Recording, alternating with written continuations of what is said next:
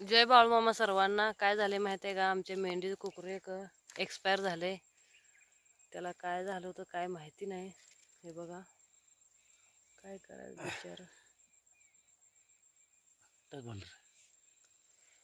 धरा टाका सोडून.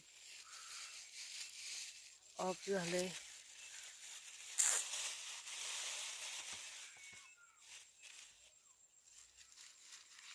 त्यातलं वरच्यातलं टाकायचं तिथलं त्या भांडरा. टाकला तुम्ही. मला ते ठेवतो तिथे.